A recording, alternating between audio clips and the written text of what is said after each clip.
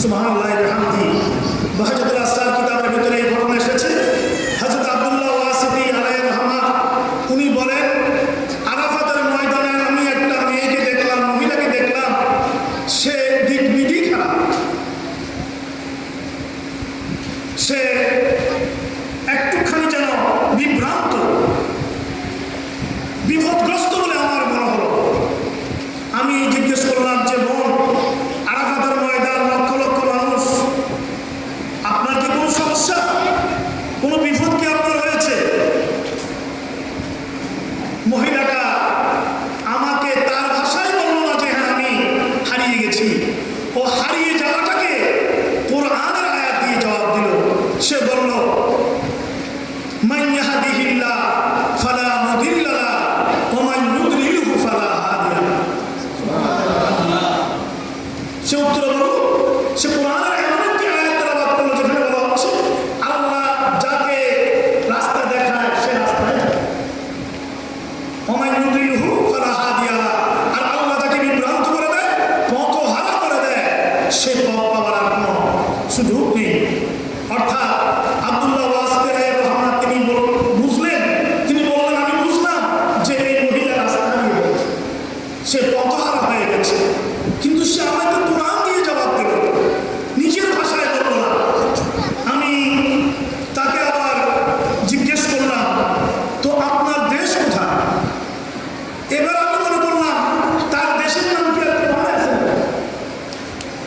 সে নিশ্চয়ই আবার নিজের ল্যাঙ্গুয়েজে জবাব দিতে হবে, আপনি কোন জায়গা থেকে এসেছেন?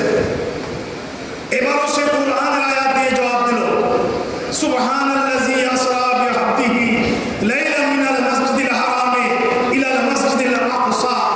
মসজিদুল আকসা থেকে আমি এসেছি, অর্থাৎ ফিলিস্তিন থেকে আমি এসেছি।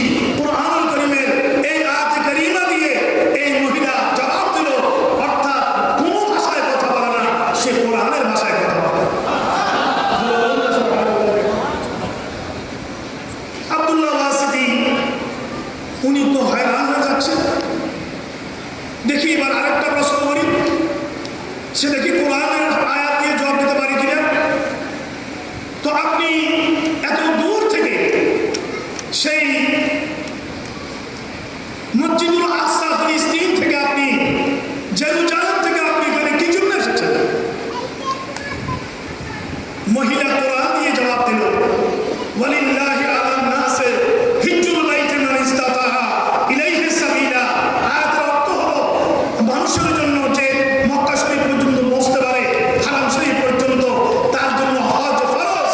অর্থাৎ এই আয়াত দিয়ে বুঝিয়ে দিল, ও আল্লাহর বান্দা, আমি হজ করতে এসেছি। কোরআন দিয়ে জবাব, কোরআন ছাড়া কথা বলে না। আমরা তো কোরআনের কোনো সূরা মুখস্থ জানলেও বলতে লজ্জা লাগে, কোরআন পড়তে লজ্জা লাগে। আর এই মহিলা মা বোনদের জন্য আদর্শ। উনি জবাব দিলেন যে ওয়ালিল্লাহি আলান নাসি হিজ্জুল বাইত, অর্থাৎ আমি হজ্জে বাইতুল্লাহ আদায় করার জন্য আমি এসেছি। আবার আব্দুল্লাহ ওয়াসিতি বলেন, আমি জিজ্ঞেস করলাম, তো আপনি এসেছেন, আপনার সাথে আপনার স্বামী কি আছে?